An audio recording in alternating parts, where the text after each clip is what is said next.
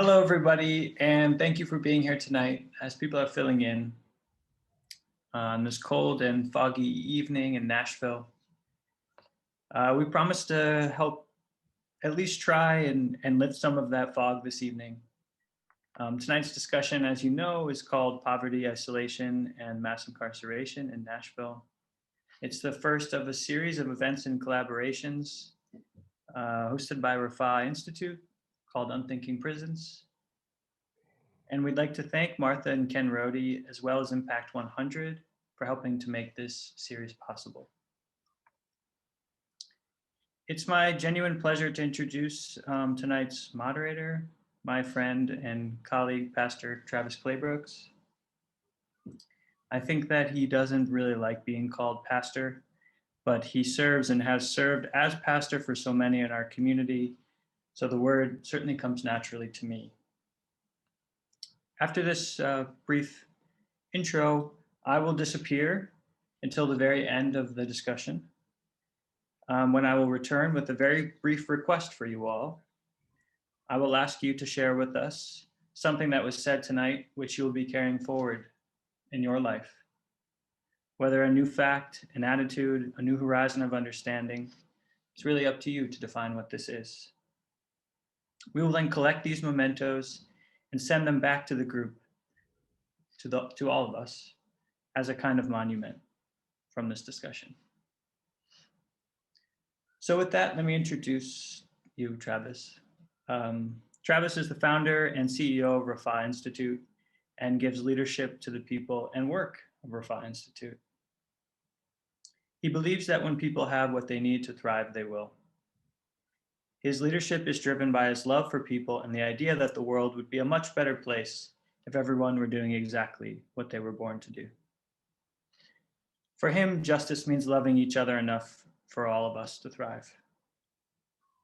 Among his several engagements in community service, Travis has served as a member of the Restorative Justice Working Group at the Office of Juvenile Justice and Delinquency Prevention in the United States Department of Justice, and is currently a member of the Community Advisory Board at First Horizon Bank. He's a former police officer, U.S. Army soldier, and child advocate, and I can say as someone who's worked with Travis, he brings all three of those roles into his everyday work. In his downtime, Travis loves virtual reality games, especially Iron Man, grilling with friends and family, and endurance athletics, although he is struggling with that hobby at the moment. Thank you, and I will see you at the end of this discussion.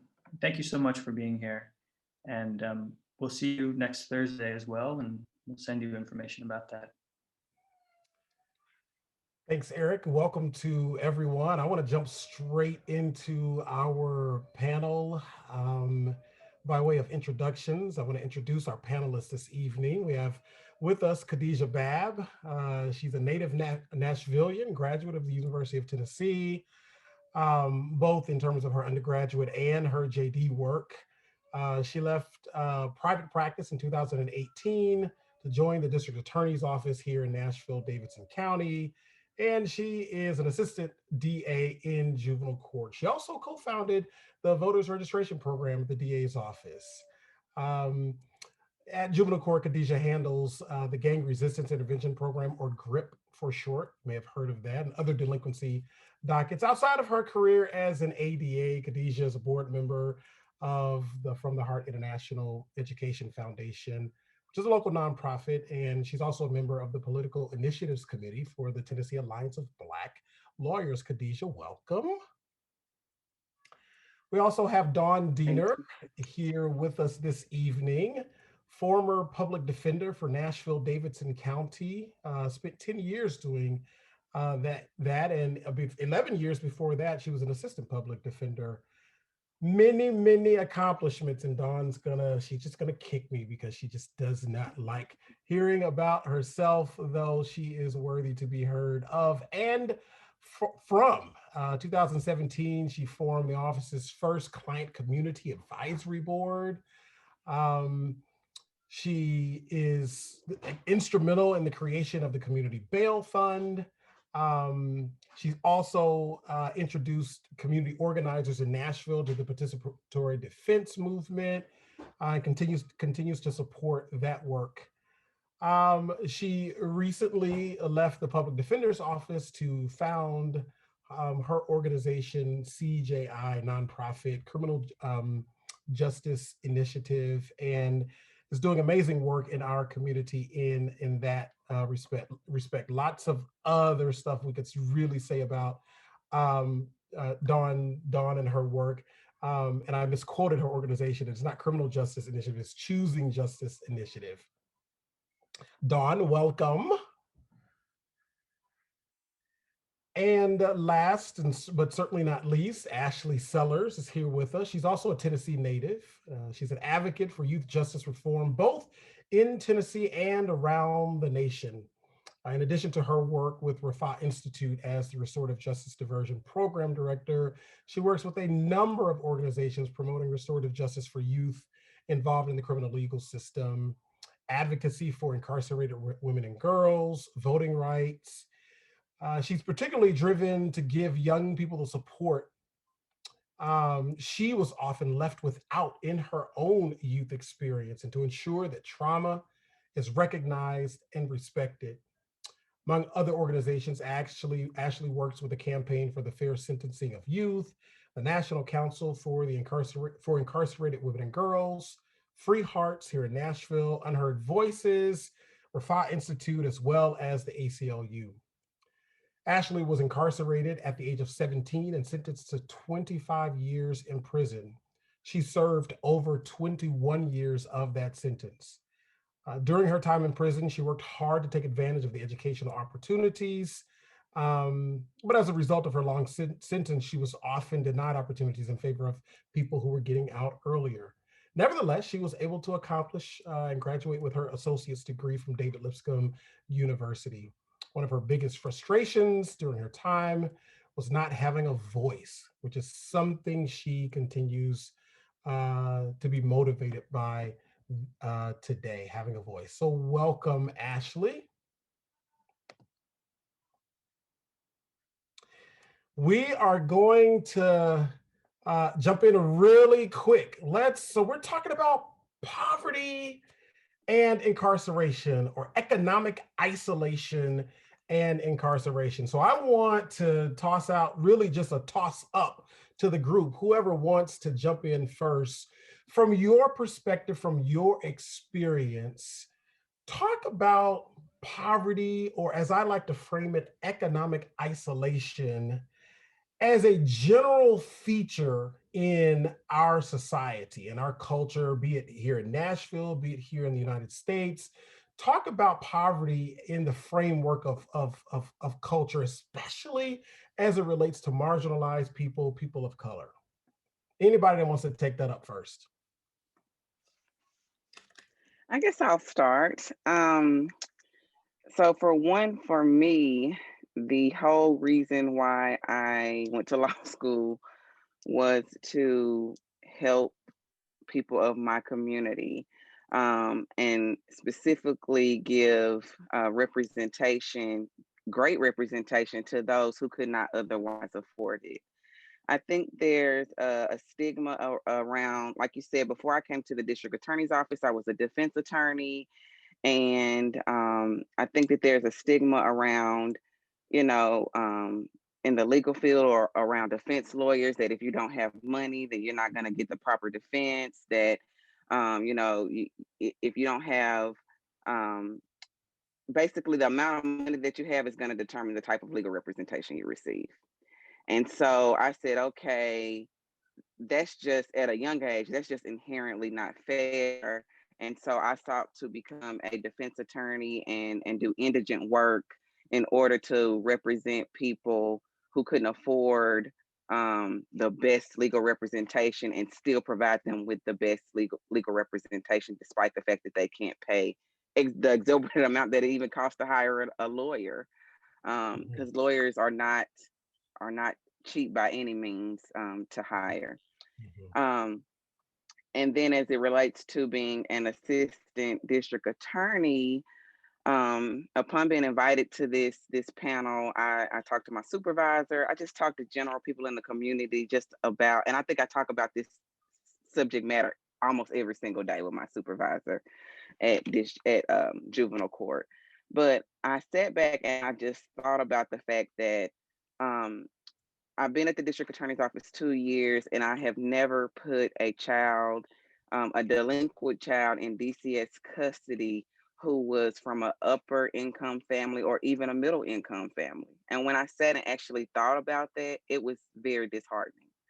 Um, so I think that as it relates to just poverty in general, and I know especially in juvenile court and juvenile delinquency, it is plainly obvious that poverty is such a huge factor in whether a child is going to end up in DCS custody ultimately, or even on the transfer list. And then even if they don't end up on the transfer list as an adult who has committed a crime, is a huge factor in that, and whether they're going to even be successful on probation or any other type of court supervision. So just generally, those are And my thoughts. when you say transfer list, you're talking about young people who have been accused of a particular crime that is where the DA may pursue transferring that young person from juvenile court to be tried as an adult in adult court. Is that right? Correct. Yes. Yes. Okay. So you're pointing out or highlighting that there's, at the very least, is a correlation between people's economic means or economic position in the society and their contact with the criminal legal system from your perspective. I mean, this is, and you raised several other things that we're going to talk about tonight for sure. Dawn, you look like you want to jump in. Yeah, I think what comes to my mind, first and foremost, with your question of, talk generally about economic isolation and poverty, is that it's not unintentional in our society. Poverty is not accidental. It is, it's a system that is put in place by people with power and wealth. And it is, in this country, integrally tied to racism and white supremacy and our history of enslavement of Africans and the use of people as commodities to build wealth. So you can't look at modern day United States culture and society and the wealth stratification without considering the history and the origins of that. And so that's the first thing that comes to my mind when we talk about poverty and economic isolation, is we got here intentionally. So when you say, you use the term wealth stratification, you're talking about, these levels of classes going from, if we start quote unquote at the bottom, those who are living below poverty line and incrementally moving up to the uber, what we might refer to as the uber wealthy. You're suggesting that this difference, this gap, this difference between the most wealthy and the most poor is not something that's incidental, neither is it accidental in our society. And it is deeply tied to the history of wealth building using human bodies, i.e. slavery, in our country. So there's a race element, there's a racial element, there's a racism element you are suggesting, and poverty is deeply tied to this. Okay, so let's push this forward a little bit.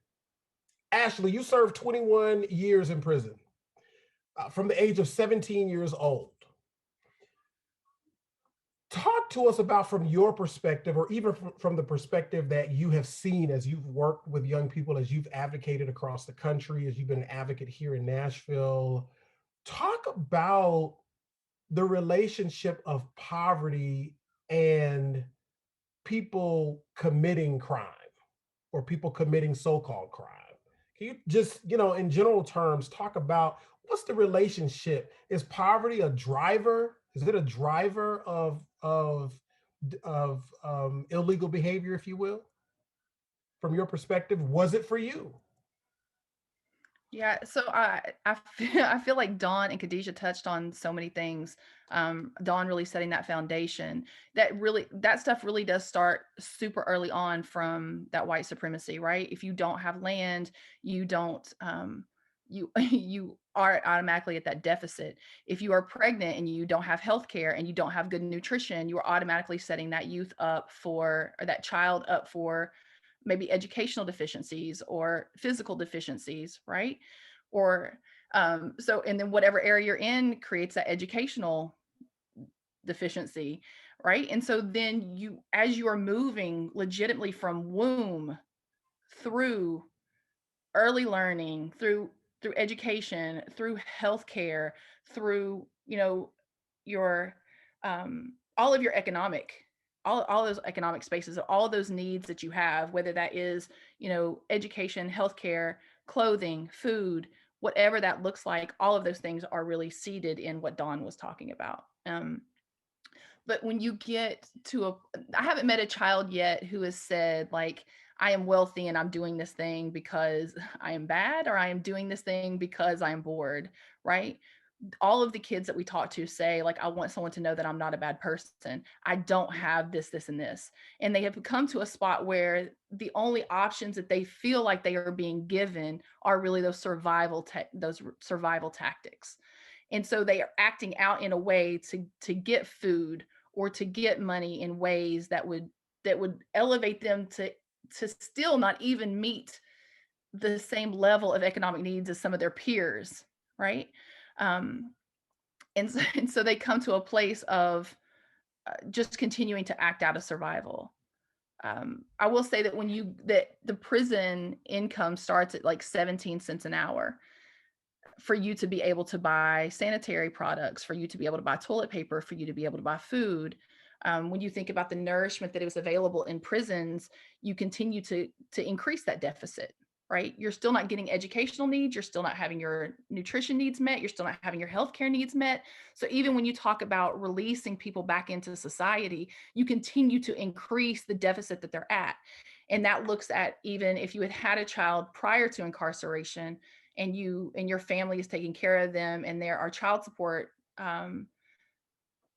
payments that may be there, that stuff continues to accumulate. So then if you can come home, if you can afford to even register to have a bed saved for you at a halfway house, which is like an average of $500 that you're not going to be able to meet based on all these other factors that are present.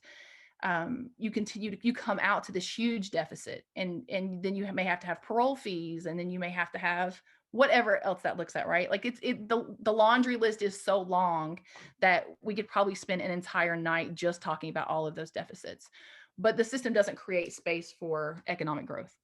Yeah, so I hear you tracing it really through the entire system, tracing the poverty, the economic isolation. I heard you talk, I mean, heard you talk about, you've never met a young person, all the young people you've worked with over the last few years, you've never met a young person say, hey, I'm actually good economically. I'm doing this for other reasons. I mean, you've never met a young person of the, hundreds of young people that you've worked with. I want to spin off of that and toss it back to you, Khadijah, because you began to touch on this as well from a prosecutor's perspective, the young people that you see coming in. And Dawn, you can touch on this as well. Talk about poverty as a driver of so-called criminal behavior, or what we might reduce to law breaking, right? Talk about it from a DA's perspective. Okay, so prior to coming to the district attorney's office, I did not do a lot of juvenile delinquency. So a lot of the information I received about juvenile delinquency came from the television, came from the news. And so when I started working in juvenile court, I'm like, oh my goodness, I'm getting ready to go and deal with some serious stuff with these youth, and what's going on. And I think that for one thing, the news is, of course, they highlight the worst cases for one, and they don't talk about the background. I think it's huge to consider the background. I think the difference for me of being a district attorney at juvenile court versus being a defense attorney is that at juvenile court, we really sit down with the defense attorneys and we figure out like what's going on in this youth's life. Is there a lack of supervision because maybe they're in a single parent household, mother has multiple children trying to work, and I think I've actually seen cases at juvenile court where we had a young person that was stealing from Target, um, and the young person stole necessities, underclothes, food, um, and then come to find out this young person was the older sibling for a younger child and was doing these things just to survive, like Ashley mentioned. And that happens so much. I know in Nashville we have a huge issue with young people pulling on car doors in the middle of the night. Um, and I've had a young person that through their attorney said, hey, I did that because I was trying to collect change and money to be able to buy new shoes for school, new clothes for school. So I have learned that, and then also I just think about the lack of resources. It's very interesting. Um, when I have a young person that comes from an up income or maybe even middle income family, I one of the tall tales is because they have an attorney that their family has retained. So that's the first thing. And Okay, now then we're by the gonna come back time, to that right there. We're gonna okay, okay, come right back to that right there. okay, So okay. Keep going. No, keep going. Keep going. okay. And they'll come into the courtroom, and by the time they get to court, they have had counseling, they've paid back any restitution, their parents have sent them to alcohol and drug treatment. I mean, there's hardly anything else to be done in the case, and for our youth that come up in poverty, I mean, sometimes they can't even make it to court, you know. Even if we have the resources that are available for them in the community, sometimes they can't even make it to those appointments.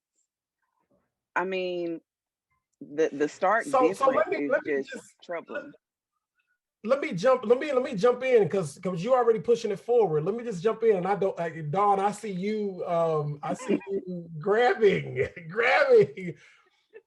Talk about poverty and its relationship to a person, whether it's a young person or an adult, and their ability to defend themselves in court, in the criminal legal process. Sure. I think to just touch briefly on this idea of poverty as a driver of law breaking, right? There's a couple of really succinct points. Points I can make succinctly. There's the hierarchy of needs is a real thing, right? And so when a person doesn't know where they're going to sleep that night, when a kid doesn't have a warm house to go home to and sleep in, they're struggling to just figure out where they're going to get a shower the next day, where they're going to put their head down. And it is survival, right? So they are trying to meet their basic needs. And children have limited agency in how they can do that, right? So they rely on the adults in their life. They can't drive a car. They can't go get a job. They can't walk into a grocery store and buy food. They can't apply for food stamps, right? There are all of those things they can't do. And so when children are engaging in illegal activities, it is oftentimes because I think they feel they have nowhere else to go, and no adult who's got agency who's taking care of them.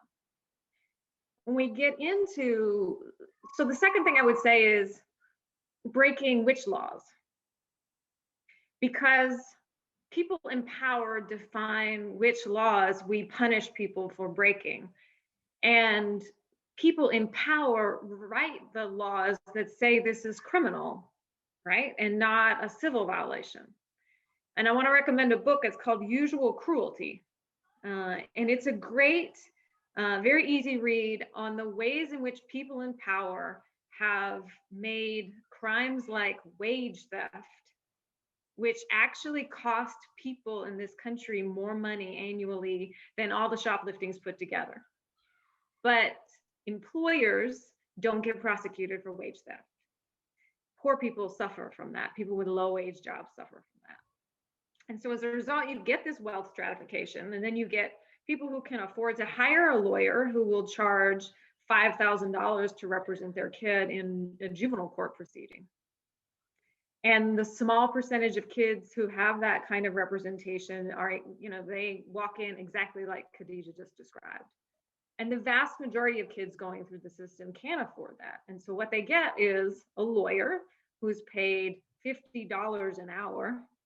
So in comparison to that $5,000 retainer, a lawyer who is paid $50 an hour by the government, who is selected by the judge who is hearing the case. And we're really, really fortunate in Davidson County to have a terrific juvenile court judge. But I can tell you that there are some judges in this county and across the state that if I were in front of them as somebody charged with a crime, I wouldn't want that judge picking my lawyer, but they do. And those lawyers, there's no oversight of their performance. There's no minimum qualification standards. Like all they gotta do is have a law degree. They gotta be barred. They gotta be licensed to practice law, and that's it.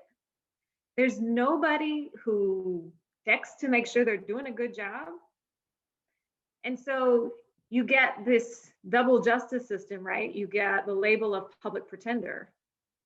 And I think that is, again, to bring us back to understanding the history of our country and particularly the history of our court system and the way our court system has been used as a tool of oppression, particularly for marginalized populations, particularly for African Americans who, so if that's the history that I grew up with in this country, if I grew up with my parents and my grandparents and my great-grandparents telling me how the court system and the legal system was used to harm me and my family, I don't trust anything about that system. And here I am with the judge telling me who my lawyer will be. And if I don't have the money to hire a lawyer, there is almost nothing I can do about that. So how does that, and I want to toss this question to Ashley. Ashley, what was your experience with your lawyer during your experience? If you're willing to share, what does this sort of measure up? What these attorneys are saying here? First, I do want to acknowledge that I am a white woman and that my experiences are quite different from the majority of people that end up in these situations. I don't look like the majority of people that are put in those situations. And while I didn't necessarily grow up in the poverty that a lot of people grow up in, what I grew up in was the neglect. And so as a kid, once I had made particular decisions and ended up in the system, I didn't have anybody that was advocating for me or standing by me or, doing these things that other people are talking about. And so I ended up with a public defender. I got incarcerated in December of 1995. I took a plea in January of 2019. I was facing a homicide and a robbery charge, and I'd seen my attorney maybe 3 times during that time. When they came to me and offered me a plea, I specifically said, I don't want that plea. Like, this is not the thing that I did. Like, I don't want to do this. And they called me to court the next day anyway to have me take a plea. And actually even went to my guardian and said, like, you need to convince her to take this plea or else she's never going to be able to see the outside of prison. Like, she'll spend the rest of her life in there. So that, like, there was just clear manipulation. You were talking to, at that point, I was 19 years old. Honestly, you didn't have any right to go to my parents and say anything about talking me into taking a plea, because I was an adult and it should have been my decision and it should have been my advocacy, and it was completely taken from me. And I think, part of that happened because I had been in jail for, over 2 years, and it was proof that I didn't have someone advocating and I didn't have someone, making those demands. I was incarcerated the majority of that time without a bond at all, without even someone asking for me to be able to have a bond. Right.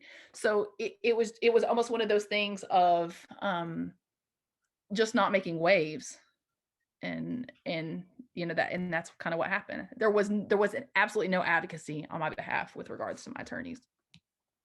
So you all, from your experience, you all are saying without a shadow of a doubt, there is a direct relationship between one's economic position and their ability to defend themselves adequately in the criminal legal process. Yeah, and I want to throw in there, it's hard for me to say that as a person who spent 21 years of my professional career as a public defender, right?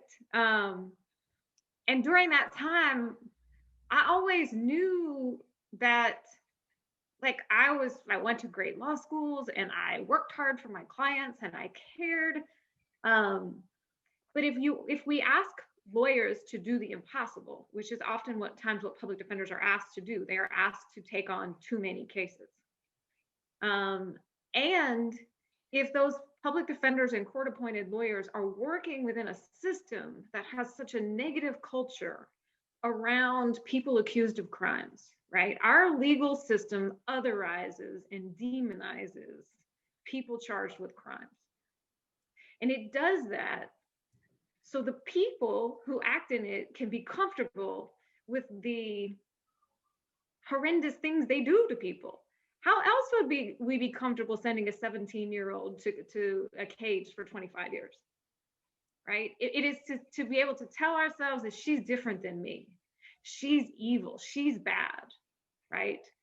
And so as a public defender for a long time, I had to finally come to my own realization and sort of recognize the complicity of lawyers in the system of mass incarceration, right? And the difference that applies to people without money. So it's hard for me to say that, and you can have a lot of money and hire a bad lawyer. I'll give you that. But the odds of that happening are much less than for somebody who can't afford to hire a lawyer and is going to get a court-appointed lawyer. And a factor in that, and something that I've been thinking about, is the fact that, for one, the largest percentage of people in the criminal justice system are Black people and Black men. And then, I'm just thinking here in Nashville, how many African American male attorneys we have. To me, that makes a huge difference in being able to understand. I mean, you can have a attorney who means well. Maybe they want to do the best, but if you don't understand the culture and community that this individual comes from, it's gonna make it even. You could be a great attorney, but if you don't get it, then it's gonna be difficult. Because there have been times when I was what I would call a baby attorney, and I would go sit with, I did a lot of domestic cases. I would go sit with somebody accused of a domestic assault or something like that, and they would just light up. They don't know that I've been practicing for 5 months, 6 months. Luckily, I had somebody that was overseeing me, but they're just excited to see someone that looks like them. They automatically feel comfortable. They want to talk to me about what has happened. They don't think that I'm judging them. They think that I can understand. And then, on the other hand, I've had individuals who see me as a lawyer, and they think, oh, this is a young lady who probably came from a good family. They have no idea. And I have to sit them down and say, hey, two other moves I could have made, I could be right where you are. I probably grew up similar to you. And that'll soften them a little bit. And I've had times where I go talk to somebody and they automatically think because you are a court appointed attorney that you don't care, you're just doing it for the money, and they don't trust you. I've spent a lot of times just sitting and talking with my clients, not even about the case, so that they understand, like, I'm here for you. I want to get to know you. I want to understand the underlying problem so we can keep you from coming back here. But a large part of the issue is representation, what that looks like. If you don't know the culture, the community that this individual comes from, you could be a great attorney, but there's an element that's missing in your representation because you can't connect with them on a specific type of level. So I'm hearing you say, really, I'm hearing all of you say a couple of things on this point, that there is a degree of economic isolation that really prevents people who happen to be primarily people of color, men of color, in this system, really prevents them from getting adequate defense. And Khadijah, something that I think I hear you tapping on is that there's not only an economic isolation, but there's a social isolation that exists. There's a social gap between the people who are being prosecuted in the system and those who are defending them or attempting to defend them as they're being prosecuted in that system. There's a social cultural gap that adds to it. So not only might I get a bad attorney, but I might get a bad attorney who really doesn't even get me on a sociological level, right? Which they may think I'm guilty and they may not even fight as hard. They may not understand my culture. They may not, perceive, those differences, which makes it all the worse for me. Y'all look like y'all ready to jump in. Well, I think, I was just agreeing. It goes to implicit biases too, right? I mean, we hear a lot about that right now.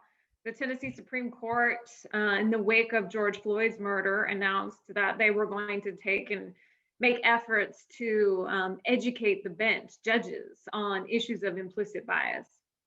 And I'll reserve comment on that and the things that judges could do to eradicate or reduce biases, unfair biases in the court system.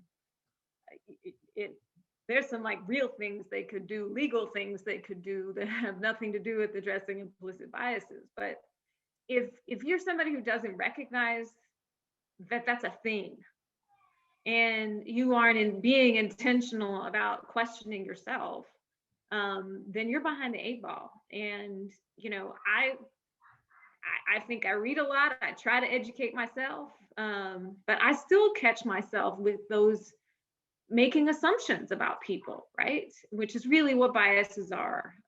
Implicit biases are making assumptions that may or may not be true. And it's a problem for everybody in the court system: defense lawyers, judges, prosecutors, police, everybody, all Americans. It's a problem. Yeah. So I think one other thing I heard, and I think I heard this primarily coming from Ashley. Ashley, you gave the sort of the not so obvious disclaimer that you are a white woman, but you described similar dynamics that happened with you that seem to transcend the race piece and almost makes one think that the system is just built this way. It's just built that way, and it really oftentimes may not matter a lot what color you are. The system has certain inherent challenges that are difficult to process. So thinking more, let's move further into the system. You move through court, you're not able to defend adequately, and we're at home. We're doing webinars at home, and we got kids. We got kids. I could turn around and say, "Go back upstairs," but I don't know if that'll hold high. So let's move into the carceral setting, to the incarceral setting, and talk about how poverty dominates that culture. The prison culture is rooted in poverty. Let's talk about that. Who wants to, jump? I mean, I think the obvious person that we could go to is Ashley. You've seen that, you've experienced that, you lived that, and you actually started to talk about it. 17 cents an hour. I also wanted to add something else too. When Kadeja was talking about like people not understanding who you are, where you come from, and understanding that culture, I think a lot of people, Davidson County is the exception from my experience. But a lot of those individuals don't understand also that those adverse childhood experiences are tied to that poverty, is tied to that culture, and not being able to represent somebody fully because you don't understand the traumas that they've been through, or the way that completely impacts the decisions that they make. And so I think that's just something that I needed to bring back around. When I think about poverty and institutional culture, I just think about the reinforcement that we give people who are incarcerated. You've been told like you aren't anything and you're never going to amount to anything, and you really throw somebody away when you put them in the system, and you take away their humanity and say, it's okay for me to lock you in a room without any water. It's okay for me to legitimately strip you of your clothes. It's okay for me to say, like, I'm not going to feed you or give you any of these things. And then to say, like, you're not going to have the means to be able to come up out of anything. You're not going to be able to have the means to work and actually gain any financial like stability, right? Like, what do you do as a person who can't afford a tampon? And so you've got to figure out, like, how do I take care of even my basic health or hygiene needs in a place? And so that continues to chip away, I think, at humanity and how people feel about themselves. When you have to choose between your menstrual cycle and seeing somebody at visitation because you don't want to be humiliated, right? How do you make a decision between affording toilet paper or saving money to be able to be released, to have housing upon your release from prison? And dependent upon your sentence, you're not going to have anybody that's going to advocate for you in that way. If you have a sentence at 85% or 100%, you don't go in front of a parole board, so they don't give you an advocate in that way to even help you with housing. And so they will tell you, like, if you can't afford housing, then you can go to the mission, right? And so all of those pieces just continue to build. That also creates that structure where maybe people start doing things they're not supposed to do. You're not allowed to live as community in that space. If you're hungry, I can't give you a soup, right? That's against the rules. And ultimately, if I'm going up for parole and I have an illegal financial transaction on my record when I'm going in front of the parole board, they aren't going to hear that I was giving somebody soup because they were hungry. They're going to hear that I could not be a good citizen. And so therefore, I don't deserve freedom, right? When ultimately what I was doing was being a good member of my community and realizing when somebody had a need and trying to help them meet that need. So it just continues to snowball. And those decisions, those economic instabilities create space where then you can't even get out of a system that you've been put into. Or once you come home, you can't, elevate to a different level. And there's not, and I know, people talk about like pulling yourself up from your bootstraps, and people say, like, how are you supposed to pull yourself up from your bootstraps if you don't even have bootstraps, right? And that logic is correct. Like when you're in those situations, one of the common things that may happen in prison is like people start selling cigarettes, or they may draw artwork and try to sell that in order to be able to get the financial means that they need in order to survive. But all of those things are considered uncitizen-like, right? They're all considered like, if you can't maintain those, or you can't abide by those simple rules that are inside of a penal facility, then you can't come home because you can't be a good member of society. When again, it's just reinforcing how one is able to survive. And I would say that also those structures are set up that for when people do come home, that they haven't been given the means that they need in order to survive outside. Like you mentioned earlier, not being able to take certain classes because of your the length of your sentence. So you aren't able to get educational programs, you aren't able to get pre-release programs. And so then you come home and you don't know how to operate technology, and you don't have any job readiness skills, and you don't have the ability to be able to pay all of these fines and fees that you're being asked for parole or probation.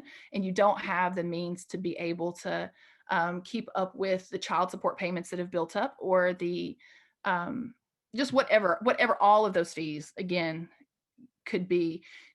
then you go back into that survival place of like, okay, what do I know in order to be able to survive? So it's not even, when we talk about like recidivism in those ways, that again is because oftentimes of that poverty. That's what happens, is people have not been equipped with the means that they need in order to be able to elevate themselves.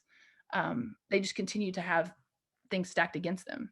Okay, so man, that's boy, that's, I mean, it's a lot of good stuff there. So I hear you saying while incarcerated, you you are forced into a natural survival mode from just from a pure economic standpoint. You learn to survive, and sometimes those habits are good, sometimes they're not. um but you're working to survive, right? The structure is built in such a way that it becomes difficult to meet basic needs. I think I heard you talk about choosing to visit versus your cycle as a woman. I'm assuming from that you mean that to go visit a loved one, you have to get strip searched. And if you're on your cycle, you would prefer not to get strip searched, so you won't go to visit. I think I'm Yeah, that's the truth. And if you've had to buy those sanitary products, like you may not be able to go to visit because you may not be able to sacrifice one that they make you do when you go through that process. And so, yeah, it is a decision of like, do I choose my humanity and not go through that because I don't want to experience that? Or do I subject myself to that in order to be able to even visit loved ones? Yeah. Yeah. And I heard you also beginning to press into the space of, if you spend an extended period of time, you've now lost the ability to earn money once you get out, from an education standpoint, from a skills standpoint. So once you get out, you're now facing an even more uphill battle. Is that right? Yes. And also, I mean, as an example, when I got incarcerated in 95, they didn't have cell phones. You didn't have, I mean, like people were still doing dial up, you know. Um, and so when I came home, like every single thing that you do is online, including job applications. And nobody ever told me like, okay, here, sit down at a computer and this is what you need to do in order to fill out a job application. So all of those things, even being able to afford a phone or know what to do with one and continuing to move forward. It's all based in Now, I remember you telling me a funny story about going into Burger King that. and choosing would you just quickly tell that story? Yeah, I will say, a lot of people have talked about that I transitioned well into society. And I said that the best way for me to do that was that I've laughed at myself a lot. And I've also just really paid attention. So going up to Burger King and having the drink machine that is automated, that has like 12 selections. And then after you click on a selection there, it has like 24 more selections or whatever that looks like. So, I just stepped back and let the old people go in front of me. And they thought I was just the most polite Southern person. In all actuality, I was just trying to figure out how to use it. And so, stepped back and let them lead the way. So I'm hearing you say that that's a microcosm of really what life is like, trying to reintegrate into society, and especially in the lane of trying to provide for yourself economically. You talked about job applications being online. I was in 95. There was dial-up internet back then. I'm out here trying to get a job and everything's online, automated internet. I'm trying to figure out how to work the cell phone, so forth and so on. And so would you add to that the idea of felonism and just the mark of having been incarcerated? What impact does that have on continued economic isolation once a person comes out of the prison setting? Yeah. So I got denied several fast food jobs because I had a felony. And I know they saw my rock star. You know, I had several people say like, we want you, and went to management and went upward, and they still said no. Like, there's a felony on their record. Like, we are not giving job opportunities to people who are incarcerated. I mean, who have had felonies on their record. So that created a space where I was like, what, like, how am I supposed to, like, how am I supposed to live? How am I supposed to make ends meet? I didn't go up for parole, so they didn't help me with housing, and they told me to go to the shelter. And as a woman who has experienced sexual abuse, or as a kid who experienced sexual abuse, when you're telling me I've been away from society for over 21 years, and what you want me to do is to come into the world and spend my first night in a shelter, like, automatically there are those thoughts of like, what does safety look like for me?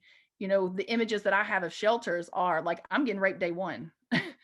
Like, just based on things I've seen on TV. And so that created like this major anxiety for me, and nobody wanted to listen to that. And then the option is that I could save up this money in order to go to a halfway house. But halfway houses don't accept people who have certain charges. So even the charge that I have wasn't eligible for me to be able to go to a halfway house, which created other deficits as far as housing and, again, you know, poverty. And so we can imagine, and this is just to broaden it out a little bit, you are, dare I say, an attractive white woman who may naturally have some social advantages, even if you're coming into re-entering in society from the prison setting. If we were to expand that perhaps to a Black male or a Black female or a person of color, then I'm imagining the barriers that even you faced would probably be even more mounted for people of color. And I'm sure you probably have friends and brothers and sisters, as you refer to them, that you know who've experienced some, you know, some of those kinds of things. Yeah. May I? Sure. Yeah, so I would definitely say I do want to recognize fully my privilege, and my privilege happened inside. You know, I was given other educational opportunities to be a teacher aide or something of that nature, and that was based on how I spoke or how I presented myself or what I looked like. Those were advantages that I had inside. And I've got dear friends that are smarter than I am, but are people of color, and they were not afforded the same opportunities that I was afforded. And so they come home at even a greater deficit because they don't have anything to put on their resume, and they don't have a degree from Lipscomb to be able to put on their resume because they were sent to other facilities that didn't even offer those type of opportunities. And they didn't have access to be in front of a computer and develop their own computer skills to be able to navigate that space. So, you know, I know earlier you said something about, you know, even as a white woman in this system and how the system is raised, but I do just want to give full acknowledgement of like the privilege that I still received in situations, even if I did go to prison.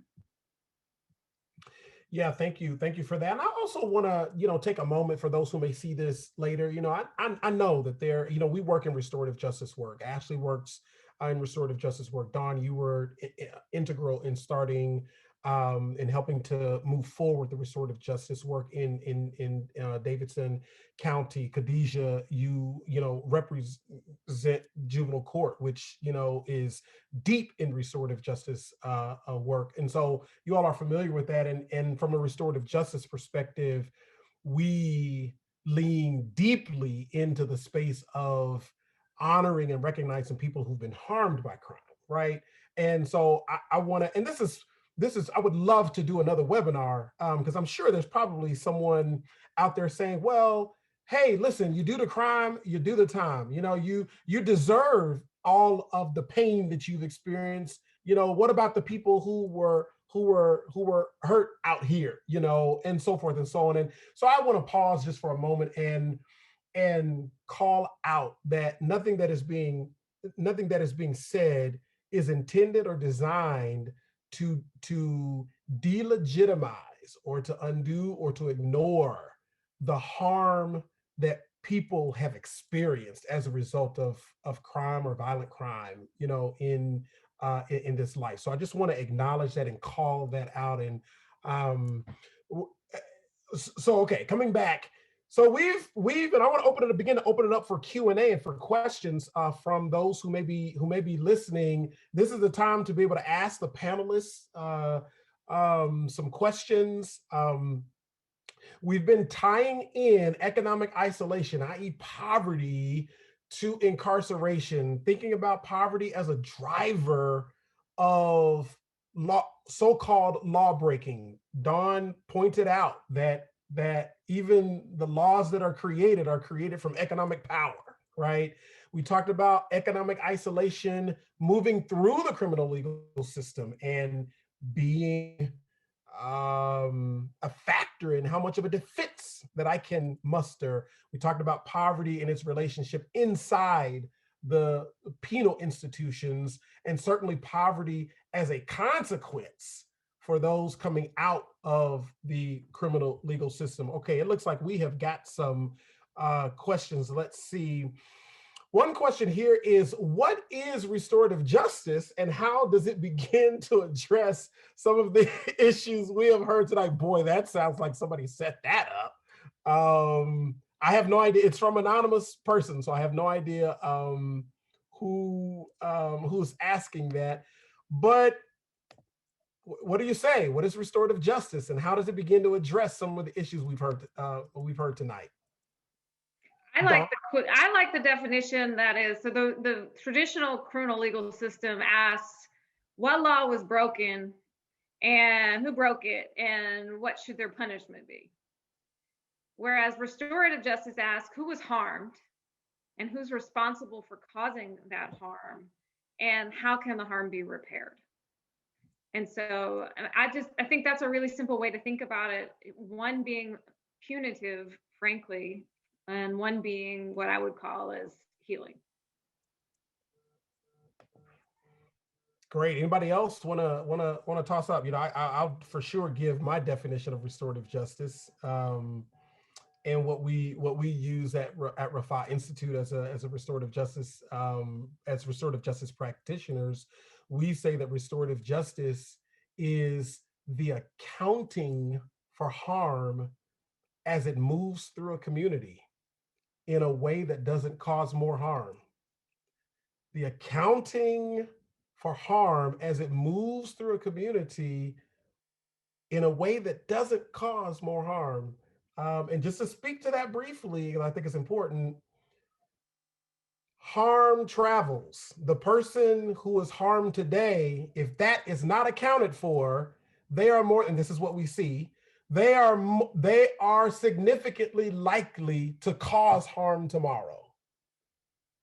And so for young people, for example, which we work with mostly, when we're helping them to account for the harm that they have caused, we do that in a way that acknowledges harm that has happened to them, right, over the course of their life.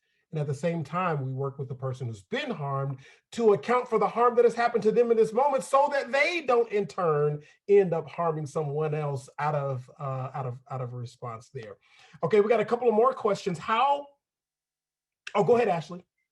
So the other part of that question that I heard was like, how does restorative justice happen with the conversation that we're having tonight? And I would just say that what we are talking about is poverty, and what we are talking about is systemic racism, and what we're talking about is white supremacy. So in order for us to break the cycle of the things that we're talking about right now, and as Travis is talking about, people who have been harmed and that harm traveling through to harm other people, we have to start having these difficult conversations. We have to start calling out people that are next to us that are continuing to keep the practices that have gotten us where we are today. There are so many things. This goes back so far that it's not a simple fix that we can do today. But it is definitely recognizing things that are happening, educating ourselves, and having those difficult conversations. And so kind of related to that answer there. Oh, Khadijah, go ahead. Yes, I just wanted to say briefly, as it relates to that, and just in general, as a community, we have to recognize that people who commit crimes, yes, there should be a finite amount of time that they pay for their punishment, right? And that's what the courts decide. So for one, we should not carry on. They shouldn't have to continue to deal with the stigma of what they did past after they've either done their incarceration or probation, or parole. And additionally, as a community, we have to start to recognize that people that commit crimes that go to jail or other types of facilities, they're going to get back out and come into our community. And part of recognizing that is that they are still going to be a part of our community, and we need to figure out a way to include them in the community so that they feel a part of the community and they don't want to harm the community. So I think that that's just generally it's understanding that, you know, most people are going to come back into this community even after they've been incarcerated, and what can we do, you know, to make them feel a part of this community so that they don't continue to you know, commit crimes and cause harm to other people. And dare I say that Judge Calloway has had a committed effort to try to keep young people in community in the first place, right? I think she's done an amazing job at that, and you know, she'll tell you there's a lot of work still to do. There's a long way to go. There's still a lot of change that has to happen, but absolutely. So we have the question, and these two are related. So I'm going to put them kind of into one question. Question is, how can the average citizen, right, who is sympathetic to this work, but who may not have a law degree, you know, they may be just the average citizen, but they want to be involved in this kind of work, this kind of movement. How can they get involved? And more specifically, how can faith-based institutions be involved in this work, or what is their role?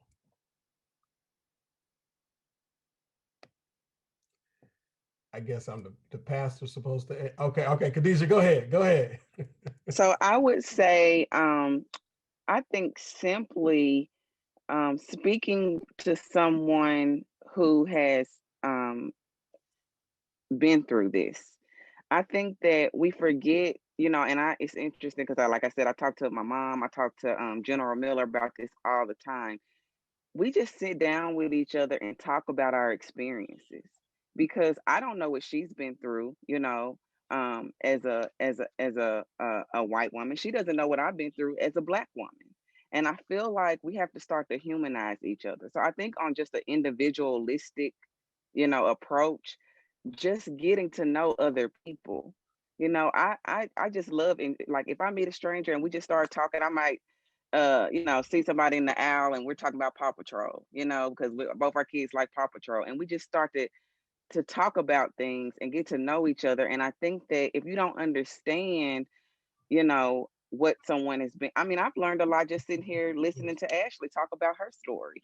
You know, I mean, so I think on an individual level, we just have to start, we can't be afraid to get to know each other, period. You know, we can't be afraid to say, I don't understand what you've been through. I don't understand you. Can you just tell me how you got here?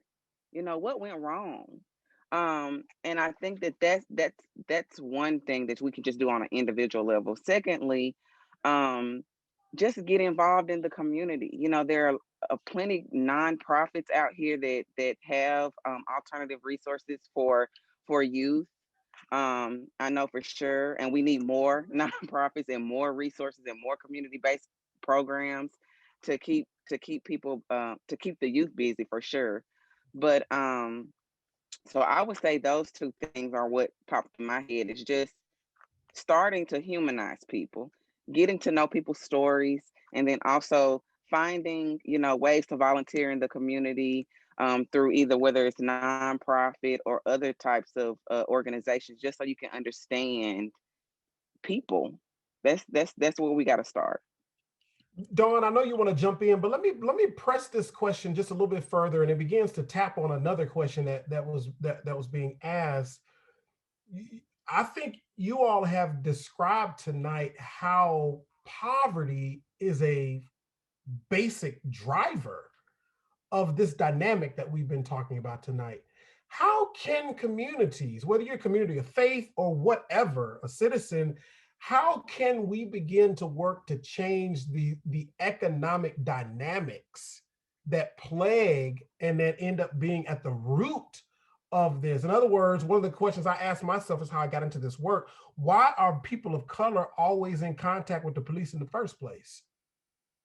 You know, what is it about the community? And as a former police officer, I knew the answer to that question, right? I knew the answer to that question.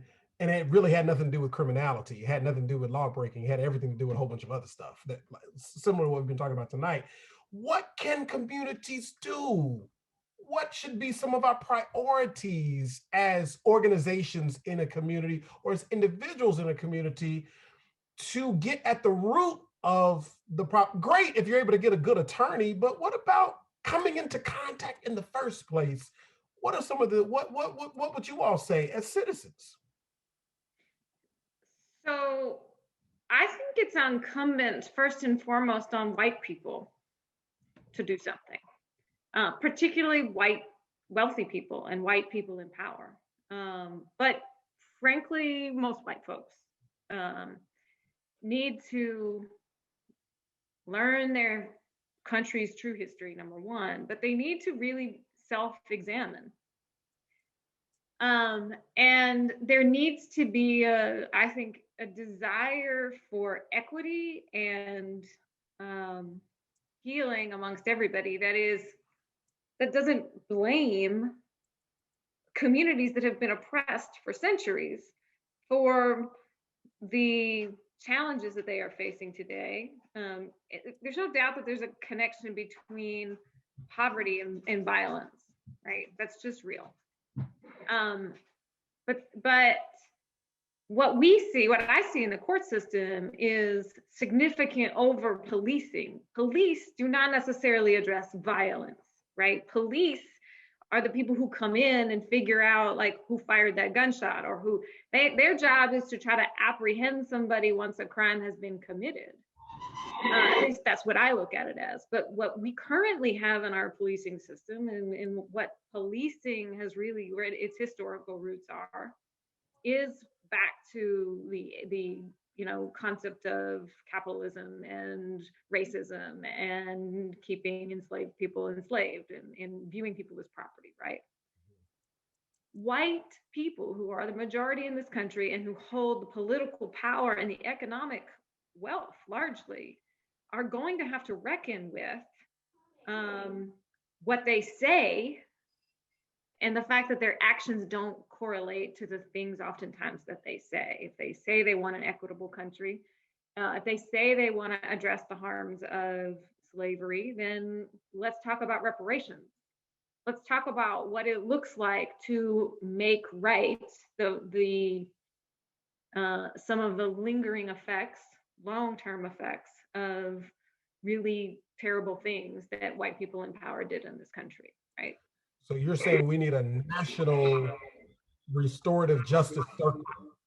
Yeah, I mean, there are countries, right? South Africa, who did Truth and Reconciliation Commission, right? I mean, the power that I see in what Brevin Stevenson talks about with truth and reconciliation is real, that you cannot have racial reconciliation until there's truth telling about that. And this country still doesn't tell the truth. White people in this country still don't tell the truth. And so I think what the everyday average person can do is examine that and start to speak the truth in their own lives and in their own relationships.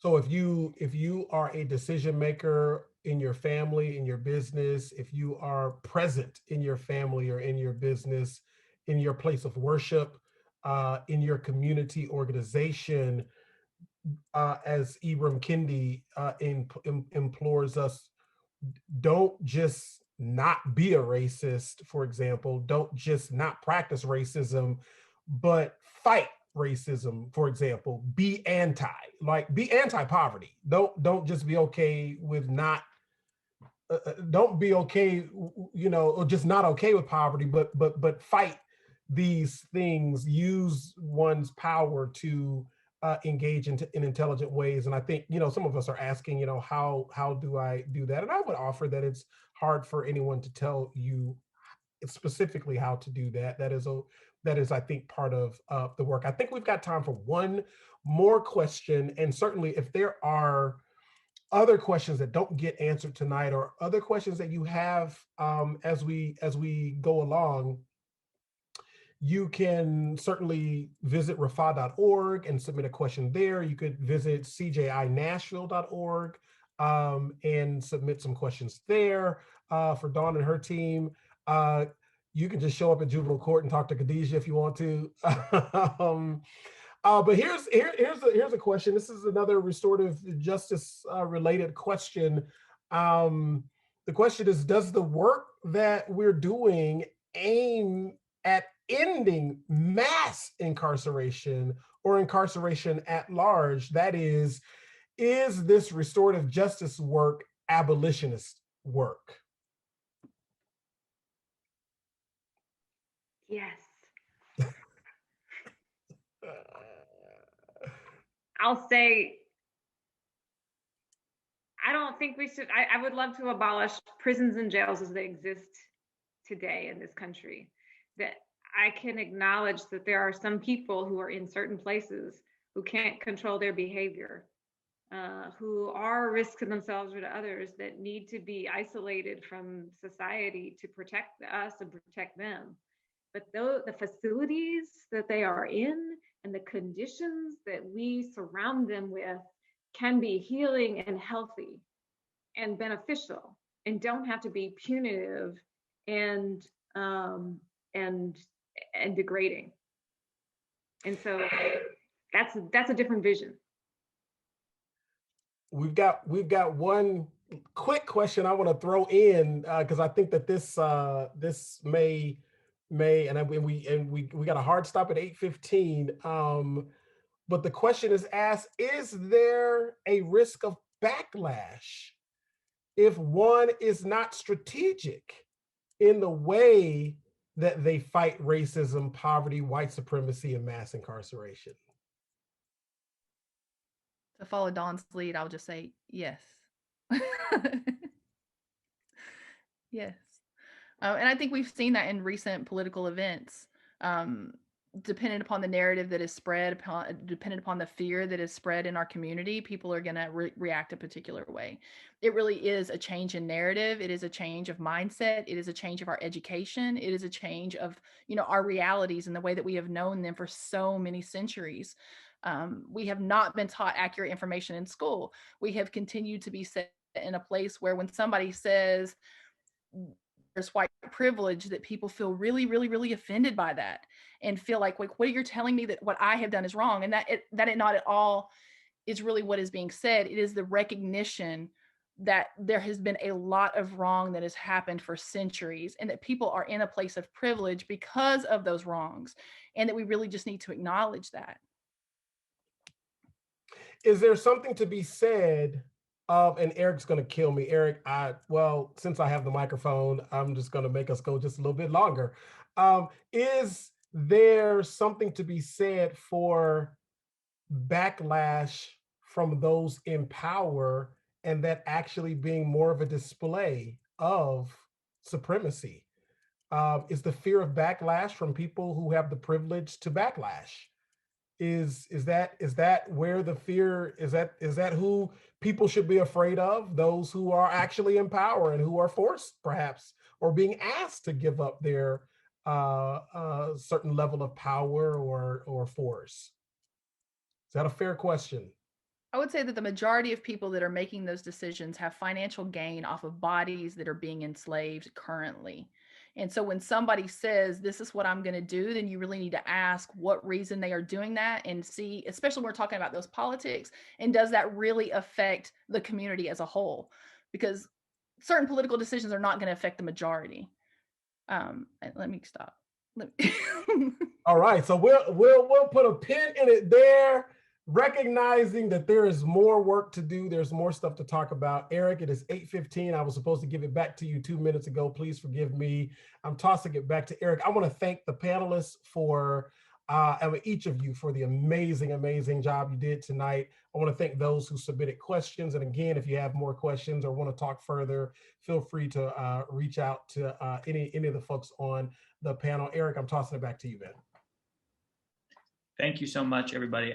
As your way out the metaphorical door, please take a moment and write down something from tonight's conversation that struck you. It could be something you want to learn more about. It could be a phrase. It could be something about Ashley's discussion of her time inside. it could be a joke Travis made. Leave us with some kind of a memento that we can carry forward from this discussion. And Aaron, thank you all. do you want us to type that into the chat box? Yes, please.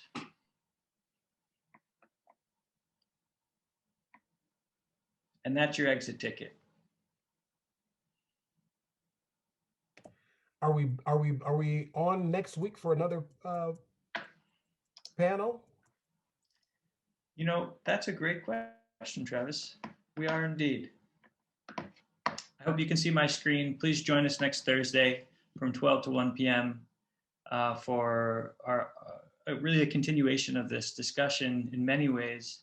Young people in justice systems, new movements, new horizons, moderated by Judge Rachel Bell. We'll have Judge Calloway, Untitled Chapter from the Columbia University Justice Lab, and Eric Alexander from the Campaign for Fair Sentencing of Youth.